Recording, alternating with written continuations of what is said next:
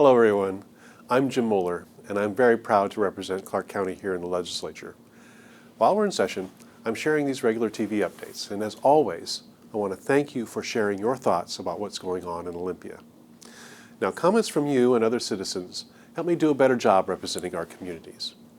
The Democratic caucuses in the House and the Senate this week are releasing the proposed new biennial operating, transportation, and capital budgets. Today, I want to review a couple of the focal points of our House operating budget for the 2009-2011 biennium. It's a real-world budget, to say the least. We are facing a $9 billion plus revenue deficit to fund this new budget. Now, here's what a $9 billion figure means. It's the distance between what we need simply to continue existing programs and services in the present budget and what the economic forecasters predict will collect in revenue between June 30th, 2009, this year, and July 1st, 2011, 2 years away. No, I'm not talking about any new spending. I'm talking about simply sustaining the existing programs and services at their present levels. Now, the tough choices in our House Democratic budget would distribute cuts as equally as possible across the board of state spending. Take note that this is no new revenue in this budget proposal.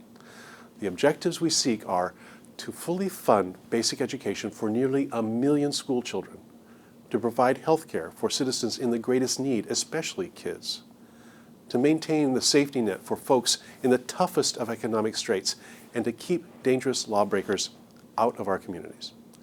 Now, this new budget would spend more than $1 billion less in the 2009-2011 biennium that we're currently spending in the current 2007-2009 biennium. Now, I mentioned the federal money coming our way.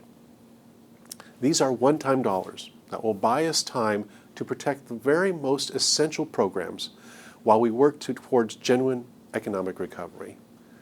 Now, the House budget proposal cuts $1.5 billion in health and human services, $1 billion in K-12 education, $683 million in higher ed, $107 million in natural resources, and hundreds of millions of dollars in other program areas. We anticipate a continuing recession in the state and national economy. Importantly, as dire as the state budget situation obviously stands today, it would be so much worse without the several billion-dollar federal stimulus boost from the new Obama administration. The House Ways and Means Committee will soon pass the budget bill on the House floor. Then we'll begin the process of hammering out a budget compromise between our Senate colleagues. Now, I'll keep you posted on the budget talks and on other legislative measures before us. And I want to thank you again for tuning into my report today. I'm Jim Moeller, and I do hope you'll be watching me here again soon.